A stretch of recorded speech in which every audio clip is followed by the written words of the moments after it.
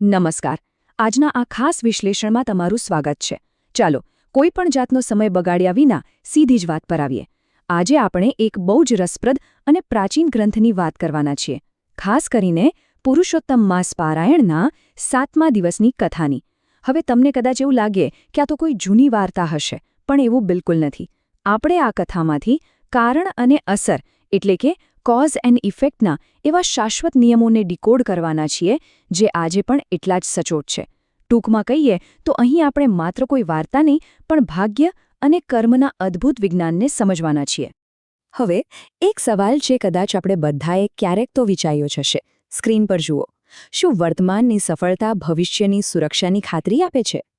મોટાભાગે આપણને એમ જ લાગે કે અત્યારે બેંકમાં સારા પૈસા છે, સ્ટેટસ છે, ઊંચો હોદ્દો છે એટલે આપણી લાઈફ સેટ છે, એવું જ ને?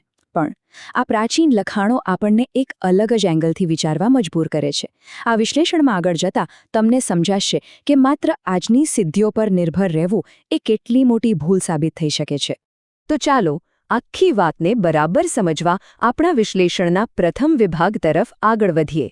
વિભાગ 1. રાજાના પૂર્વજન્મનું રહસ્ય. અહીં કથામાં એક એવા રાજાનું ચિત્રણ છે જે અત્યંત ધનવાન અને શક્તિશાળી છે. પણ આ સંપત્તિ પાછળનું સિક્રેટ શું છે? વાલ્મીકી ઋષિ રાજાને એક બહુ જ ચોંકાવનારી વાસ્તવિકતા જણાવે છે. તેઓ કહે છે કે પૂર્વજન્મમાં કરેલી પૂજાને કારણે તમને આ વૈભવ તો મળી ગયો, પણ પુરુષોત્તમ વ્રતની અવગણના હવે તમને ભારે પડી શકે છે.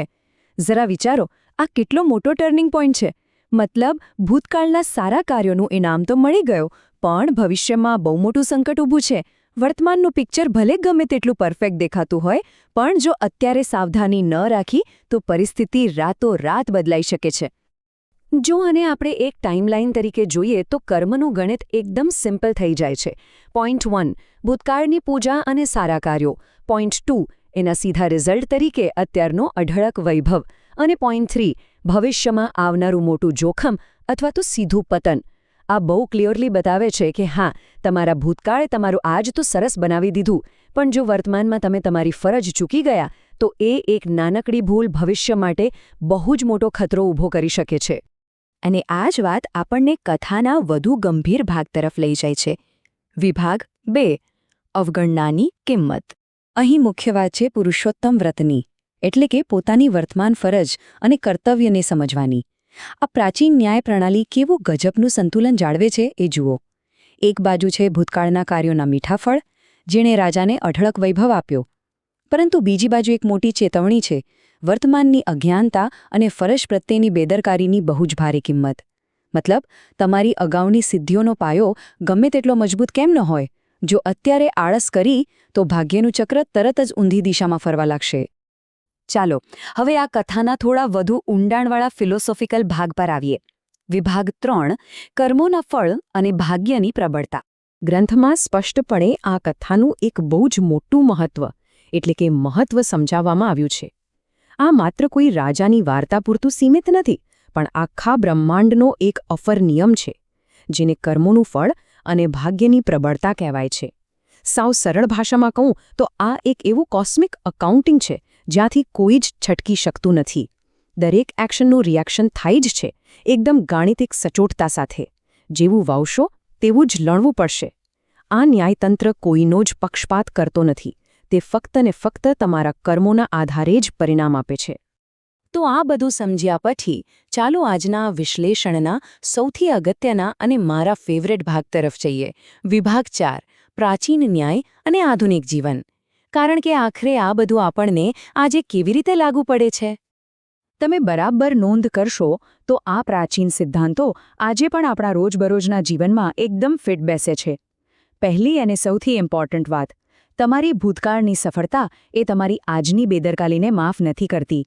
ભલે તમે બિઝનેસ કે કરિયરમાં પહેલાં બહુ પ્રગતિ કરી હોય, પણ આજે જો કામ યોગ્ય રીતે ન કર્યું તો પતન નિશ્ચિત છે. બીજું, અહીં જે પુરુષોત્તમ વ્રતની વાત છે ને, તેને આપણે આજના સમયની આપણી નૈતિક, સામાજિક અને પ્રોફેશનલ જવાબદારીઓ તરીકે જોઈ શકીએ. જૂના એચિવમેન્ટ્સ પર નિષ્ક્રિય થઈને બેસી રહેવાથી ભવિષ્ય માટે માત્ર કર્મોનું મોટું દેવું જ ઊભું થાય છે. ભાગ્યને સતત સાચા કાર્યો દ્વારા મેન્ટેનન્સ આપવું જ પડે. સફળતા કોઈ દિવસ પરમનન્ટ નથી હોતી. એટલે જ આ આખા વિશ્લેષણનો એક બહુ જ સચોટ નિચોડ કાઢવો હોય તો બસ આટલું યાદ રાખો. આજના કાર્યો એ જ આવતીકાલનું ભાગ્ય છે. આ વાક્ય સાંભળવામાં નાનું છે પણ બહુ જ પાવરફુલ છે. આપણે રોજબરોજ જે પણ નિર્ણયો લઈએ છીએ, જે રીતે આપણી જવાબદારીઓ નિભાવીએ છીએ, એ જ આપણા આવનારા સમયની મજબૂત બ્લુપ્રિન્ટ તૈયાર કરે છે. ભૂતકાળના સારા કાર્યો એ તમારી જૂની એફડી એટલે કે ફિક્સ ડિપોઝિટ જેવા છે, પણ વર્તમાનના ખરાબ નિર્ણયો એ ખાતાને રાતોરાત ખાલી પણ કરી શકે છે. તો છેલ્લે એક સવાલ જે આપણે બધાએ આપણી જાતને પૂછવો જ રહ્યો: શું આપણા આજના કાર્યો ખરેખર એક સુરક્ષિત ભવિષ્યનું નિર્માણ કરી રહ્યા છે કે પછી આપણે ફક્ત આપણી બેદરકારીનું દેવું વધારી રહ્યા છીએ? આ સવાલ કર્મોના ન્યાયના આ ત્રાજવાને બરાબર સમજવા માટે બહુ જરૂરી છે. વિચારો અને તમારી રોજિંદી લાઈફમાં આ એંગલથી જરા ઓબ્ઝર્વ કરજો. આજના આ વિશ્લેષણમાંથી મળેલા જ્ઞાન અને સ્પષ્ટતા સાથે મને ચોક્કસ ખાતરી છે કે તમને કંઈક નવો જ દૃષ્ટિકોણ મળ્યો હશે. આ માહિતીસભર ચર્ચામાં જોડાવા બદલ આભાર. ફરી મળીશું એક નવા અને રસપ્રદ વિષય સાથે. આવજો.